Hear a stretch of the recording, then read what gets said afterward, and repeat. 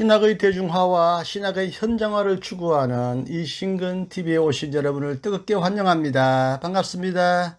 그리고 고맙습니다. 유리겐 몰트만의 오늘 우리에게 그리스도는 누구신가 이 책을 강독합니다. 오늘은 제2장 그리스도의 순환과 하나님의 고통입니다. 그리스도의 고난이라고도 할 수 있고요. 또 하나님의 고통이 하나님의 고난이라는 뜻도 가지고 있겠죠. 1. 고난과 하나님 질문. 무의미하고 탈출구가 없고 끝이 없는 고난은 사람으로 하여금 하나님을 향해 소리치게 만들고 하나님에 대해 절망하게 만든다. 하나님에 대한 신앙, 유신론과 그리고 무신론, 하나님을 부인하는 이론 무신론은 그러한 고통 안에 그 가장 깊은 뿌리를 둔다. 고통 속에서 하나님을 울부짖고 찾는 신앙이 발생하기도 하지만 고통 속에서 하나님을 부인하고 하나님을 불신하게 되는 상황도 처하게 됩니다. 어떤 사람은 만약 하나님이 존재한다면 어째서 이 모든 고통이 존재하느냐고 묻는다. 다른 사람은 비록 하나님이 존재하지 않는다고 하더라도 만사가 잘 해결된다고 말한다. 우리는 고통 중에서 어디를 향해 소리치는가? 어떤 사람들은 하나님에게 이론적인 질문을 던진다. 어떻게 하나님이 그것을 허용하느냐? 어떻게 고난을 하나님이 고통을 특히 하나님의 백성에게 어렵고 선한 성도들에게 신자들에게 고난을 허용하느냐? 그들은 하나님이 아무 일에도 신경 쓰지 않는 무감정하고 맹목적인 운명의 힘이라는 인상을 갖는다. 극도의 고통과 위기 속에서 아무런 도움을 받지 못할 때 그들은 그런 하나님을 이처럼 무감정하고 맹목적인 무관심한 차가운 하나님이라는 인상을 갖게 된다. 하나님은 이라크와 라틴 아메리카에서 어린이들이 죽든지 말든지 개의치 않는다. 그렇죠. 하나님은 그 모든 상황을 일일이 감독, 감시하고 개입하시지 않죠. 하나님은 그는 그 일에 관심이 없다. 사람들은 하나님에 관해 이러한 인상을 갖는다. 왜냐하면 그들 자신도 쉽사리 고통에 대해 무관심하고 차고 대수롭지 않는 자세를 갖게 되기 때문이다. 사람이 다른 사람의 고통에 무관심하듯이 하나님도 그럴 수 있겠다라고 말할 수도 있고 생각할 수도 있다. 이런 뜻인 것 같습니다. 어째서 왜 하나님은 고통을 허용하느냐라는 질문은 방관자의 질문이다. 멀리서 지켜보는 사람의 질문이다. 고통을 당한 당사자의 질문은 아니다. 나의 지난 일을 더듬어 보기로 한다. 1943년 7월에 나는 몰트만은 내 고향 마을 함부르크에 쏟아져서 8만 명을 화염 속으로 삼킨 폭탄 세례 속에 있었다. 이른바 영국이 전개한 공군 폭격 부대가 함부르크를 어마어마하게 공격한 작전, 이른바 고모라, 소돔과 고모라 성 중에 하나인 고모라를 따서 고모라 작전이라고 했습니다. 나는 기적을 통과한 것처럼 살아 있었고 왜 나도 동료들처럼 죽지 않았는지를 지금까지 알지 못한다. 함부르크 전체가 완전히 불바다가 되는 엄청난 폭탄 투하 속에서 주위에 있는 수많은 친구들이 갈갈이 찢겨지고 피를 흘리고 신체가 갈기갈기 떨어져 나가면서 죽었는데 몰트만은 약한 파편들을 맞고 상처는 입었지만 기적적으로 살아났다고 말합니다.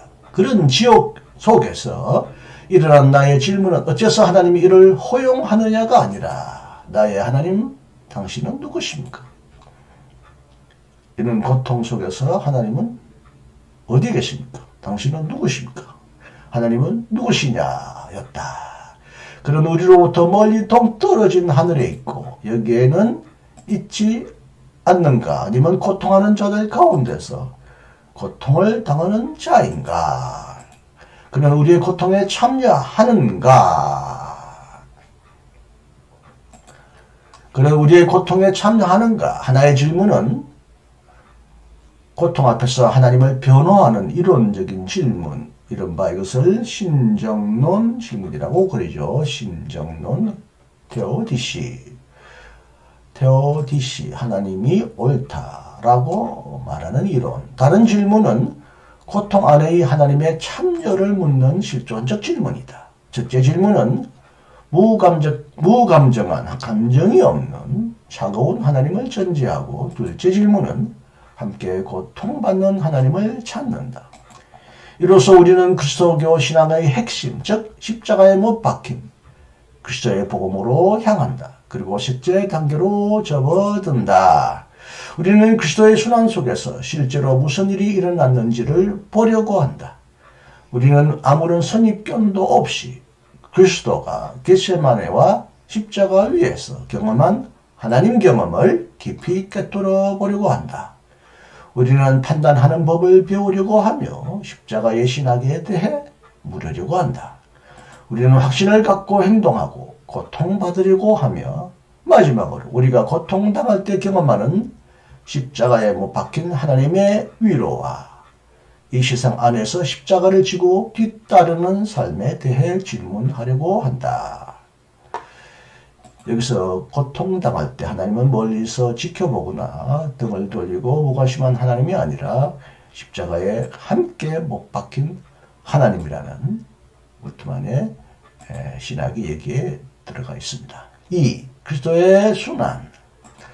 그리스도교 신앙의 중심에는 하나의 이야기, 즉 순환 이야기, 고난 이야기가 있다. 이것을 우리는 완전히 문자적으로 다시 말하면 순환이라는 단어의 이중적인 의미로 받아들여야 한다. 그리스도의 얘기는 하나의 큰 순환, 하나의 격정적인, 하나의 열정적인 사랑의 이야기다. 이로써 그리고 바로 그렇기 때문에 그것은 또한 하나의 고뇌의 이야기이기도 하다. 그리스도교 신앙의 중심에는 격정적인 그리스도의 고난이 있다. 격정, 아주 감정적으로 아주 고조되는 그런 그리스도의 순환이 있다. 순환 이야기는 이처럼 능동적인 면과 수동적인 면을 갖고 있다. 이전의 시대에서 사람들은 그리스도를 고난으로 이끌고 간 그의 격정을 자주 간과했었다. 그리하여 고통을 받는 자가 비극적인 숙명 속에서 잠자코 몸을 바치는 모범자가 되었다. 그에 반해 오늘날 사람들은 온갖 큰 격정에 속하는 고난을 간과하고 있다. 사람들은 소원하지 않아도 행복해지길 원하며 고난을 억압한다. 사람들은 고통을 마비시키며 자신에게서 감정을 배제시킨다. 고난받을 자세를 갖지 않는 삶은 빈약한 삶이다.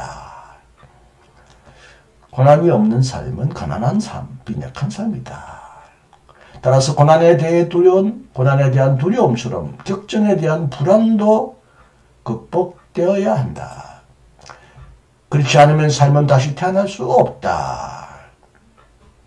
고난에 대한 두려움 못지않게 격정, 여기도 고난과 비슷한 의미입니다. 고난 혹은 고통에 대한 불안도 극복되어야 한다. 그렇지 않으면 삶은 다시 태어날 수 없다.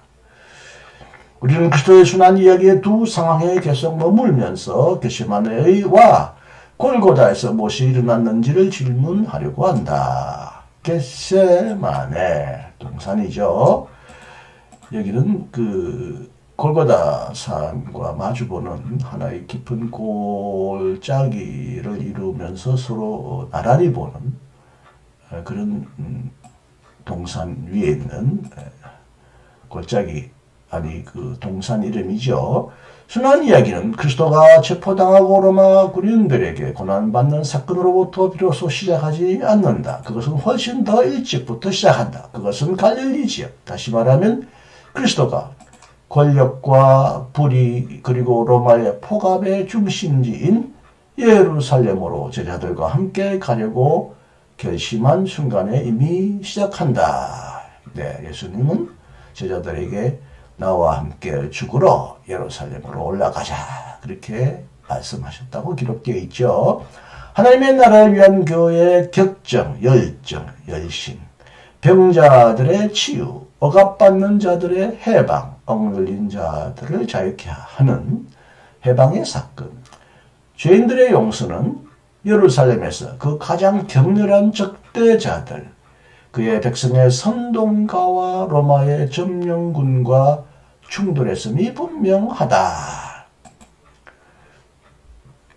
그의 예루살렘 입성은 승리적이었다. 백성들이 모여 환호했다. 호산나 주의 이름으로 오시는 이여 찬미 받으소서. 우리 조상 다윗의 나라가 온다. 만세. 마가복음 11장 9절부터 10절.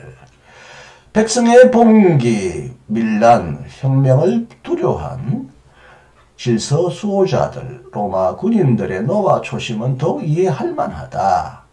나사렛에서 온 사람, 나사렛 출신 예수는 매우 위험한 인물로 비춰졌다. 실제적으로 위험한 상황 안으로 예수는 들어갔다. 그래서 그는 재빨리 그리고 눈치채지 못하게 사라져야 했다. 외부의 시선에서도 그랬고 예수님의 입장에서도 굉장히 위험한 상황이기 때문에 예수님이 자신의 안전을 생각했다면 빨리 빠져나와야 했다라는 설명이 됩니다. 이 이야기까지는 아직 특별한 게 없다. 많은 더 용감한 남자들과 여자들, 많은 해방투쟁가들은 백성의 해방을 위하려고 하다가 사람들이 보는 앞에서 죽음을 맞았다. 그렇죠. 예수님 시대에도 수많은 사람들이 이스라엘의 해방과 독립을 위하여 싸우다가 어마어마한 젊은이들이 특히 십자가에 매달려 죽었죠. 그러나 그리스도에게는 뭔가 다른, 처음에는 전혀 이해할 수 없는 일이 그 사이에서 일어난다. 로마 군인들이 그를 체포하기 전날 밤에 그는 겟세마네 동산에 간다. 그는 단지 3명의 친구만을 데리고 가는데 마가가 보도하는 대로 그는 놀라며 슬퍼하기 시작했다. 독일말로는 절망했다.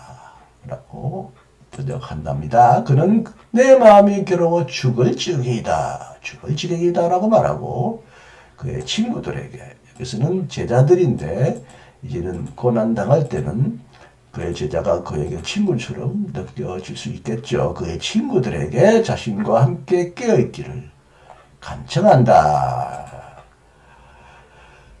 이전에도 그리스도는 밤에 종종 조용한 곳으로 몰려가 기도하며 하나님과 하나가 되려고 했다. 여기서 그는 처음으로 오직 하나님과만 홀로 있기를 원치 않았다. 그는 친구들의 보호를 구했다. 누구로부터의 보호인가? 그리고는 마치 요구처럼 들리는 기도가 이루어졌다.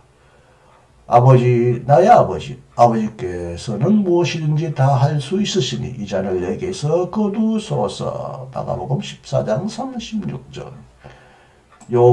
요청이라고 원은 설명되어 있지만 간곡탄은 호소겠죠. 다시 말하면 그는 이 고난을 피하게 해달라는 것이다. 어떤 고난인가? 마가와 누가에게서 그것은 조금 더 다르게 기록되어 있다.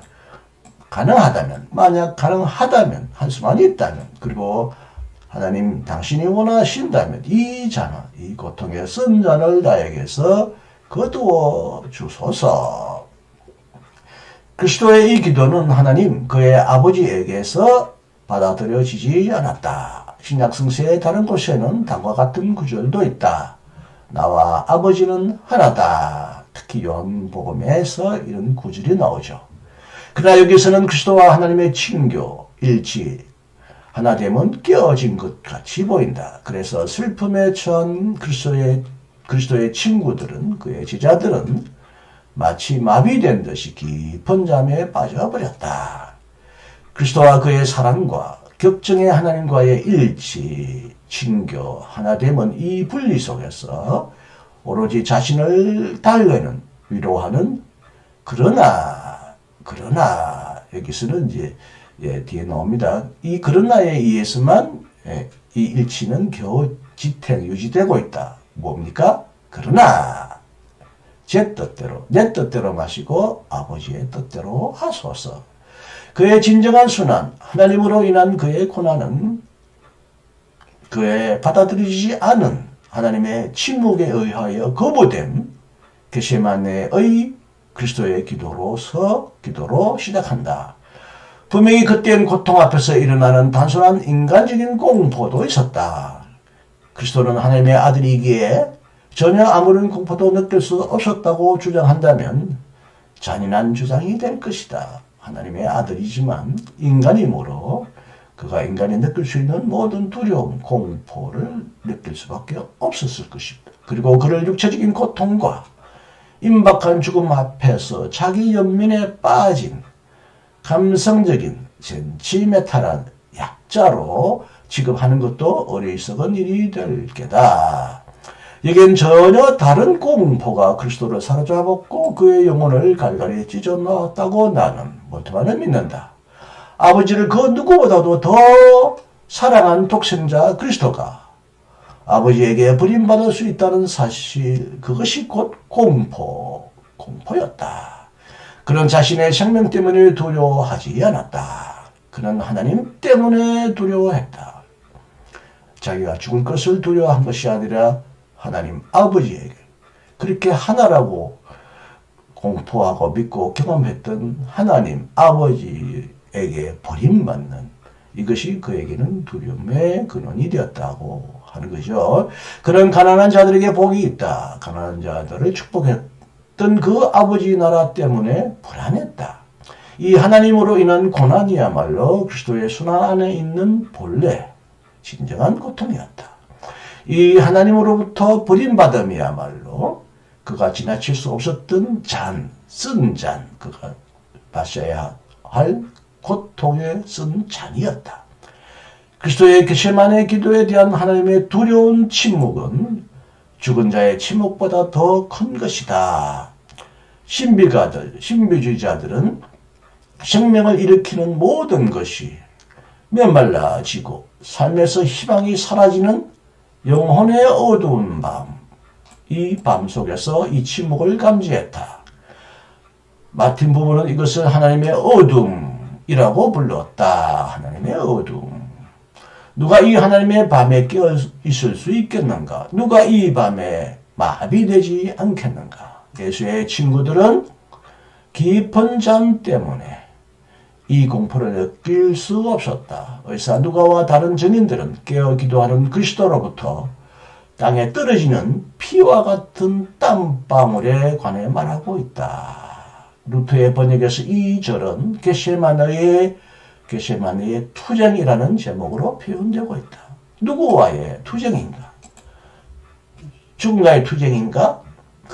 이건 이상하라고 나는 믿는다. 그것은 그리스도가 이 하나님 경험과 투쟁한 것이다.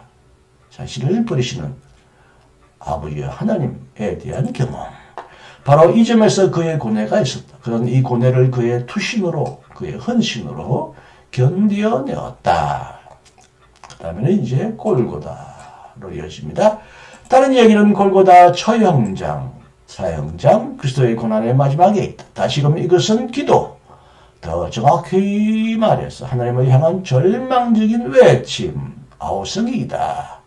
6시가 되어 예수는 크게 소리쳤다. 나의 하나님 어찌하여 나를 버리셨나이까. 마가복음 15장 34절. 그는 큰 소리를 지르며 숨을 거두었다.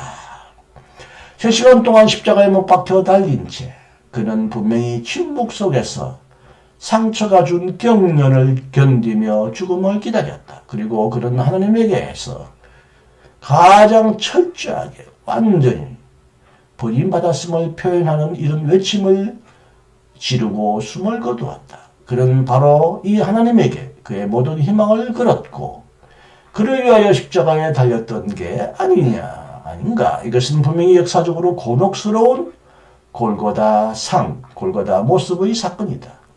만약 이런 의미심장한 말이 실제로 발설되지 않았거나 그 입에서 나오지 않았거나 예수의 절명의 외침으로 죽어가는 외침으로 들려오지 않았다면 그의 아버지 하나님에게 던진 죽어가는 아들의 마지막 말이 당신은 나를 버리셨습니다 일 수도 있다는 생각은 그리스도교에서 결코 생겨날 수 없었을 것이다. 그리고 그리스도교 신앙의 핵심에서 하나님에게 버림받은 그리스도가 하나님을 향해 부르짖던 이 외침을 들을 수 있다는 사실에 우리는 결코 익숙하지 못할 것이다. 오히려 우리는 신약 성서와 교회사에서 이미 시도되었던 대로 그 외침의 영향력을 감소시키고 이를 더 경건한, 더 거룩한 유언으로 대체하려고 시도할 것이다.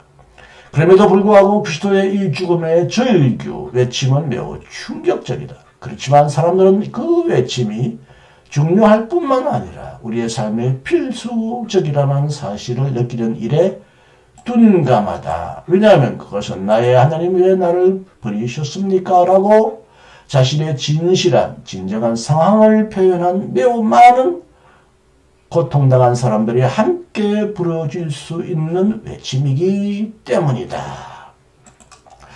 그 외침이 시편 22편의 앞구절이라는 사실 때문에 그것이 더욱더 그럴듯해지는 것도 아니다. 주가는 예수가 십자가에서 시편 22편 전체를 기도문으로 읊었다는 생각은 잘못된 것이다. 한편으로 시편은 십자가에서는 실제로 일어나지 않았던 사망의 공경으로부터의 구원을 장엄하게 감사드리는 기도로 끝난다. 다른 한편으로 십자가에 매달린 그는 그 당시의 시간이 조금 지나자 말을 더 이상 할 수 없었다. 아니다. 그것은 버림받은 자가 하나님을 향해 부르짖던 외침이다. 마가복음의 고대 사본은 이를 더 강하게 말한다. 어찌하여 당신은 나를 치욕 속에 내던지셨나이까? 어찌하여 당신은 나를 저주하셨나이까? 훨씬 늦게 기록된 히브리서까지도 이 기억을 강하게 붙들고 있다. 그는 하나님과 멀리 떨어진 채 언어적으로 보면 하나님 없이 모든 사람을 위하여 죽음의 고통을 겪으신 것은 오직 여기서는 그리스도가 십자가에서 하나님을 더 이상 친숙한 말로 아버지라고 부르지 않고 나의 아버지라고 부르지 않고 단지 직무적으로 하나님, 나의 하나님이라고 부르고 있다. 이것은 마치 그가 아버지 하나님의 아들임에 절망한 것처럼 그렇게 표현한 말이다. 그리스도가 두려워한 것, 그가 겟세마네에서 씨름한 것, 그가 아버지에게 간청한 것, 이것은 지나쳐가지 않고 십자가에서 일어났다. 즉 그의 고난은 사라지지 않고 지나쳐버리지 않고 십자가에서 실제적으로 주어졌다. 그리스도는 아무도 더 이상 남을 위해 중재할 수 없고 모두가 혼자이며 아무도 견딜 수 없는 하나님에게 버림받은 상황을 견딘다. 왜 하나님이 그를 버렸는가라는 질문에 대답할 수 있는 대답이 있는가? 복음서는 말한다. 우리를 위하여 그것은 일어났다. 하나님이 그의 아들을 우리를 위하여 버린 것은 그가 모든 버림받은 자들의 형제가 되고 그들을 하나님에게로 인도하기 위함이었다. 그리스도교 신앙의 핵심에는 그리스도의 순환 이야기가 있다. 이 순환의 핵심에는 하나님에게 버림받은, 제가 번역을 하나님에게서라고 했는데 서가 없어도 되죠. 하나님에게 버림받은 그리스도의 하나님 경험이 있다. 이것은 모든 인간의 하나님 경험의 마지막인가? 아니면 다시 태어난, 그리고 그 어떤 것으로도 더 이상 흔들 수 없는 하나님 신앙인가? 격정적으로 살아가는 그리스도, 박해받는 그리스도, 고독한 그리스도, 고문받는 그리스도, 하나님의 침묵에 괴로워하는 그리스도는 모두가 전적으로 신뢰할 수 있는 우리의 형제, 친구다. 왜냐하면 그는 우리에게 닥쳐올 수 있는 모든 것, 아니 그보다 더한 것도 모두 알고 고난당하였기 때문이다. 그렇지만 하나님은 어디에 있는가? 그가 그리스도의 고난에 오로지 침묵하면서 있었다면, 침묵했다면 우리는 다음과 같이 말할 수밖에 없다. 그리스도, 그래, 나는 그를 이해하고 그도 나를 이해해. 하지만 그를 버리는 하나님, 그를 나는 이해하지 못해. 네, 오늘은 여기까지 읽어드렸고요. 다음에는 이제 좀 더 신학적인 반성과 신학적인 해석에 들어간 십자가의 신학을 여러분에게 읽어드리고 해설해드리겠습니다. 네, 끝까지 함께 해주셔서 감사합니다. 안녕히 계십시오. 다음에도 또 만나기를 바라겠습니다. 이신근이었습니다.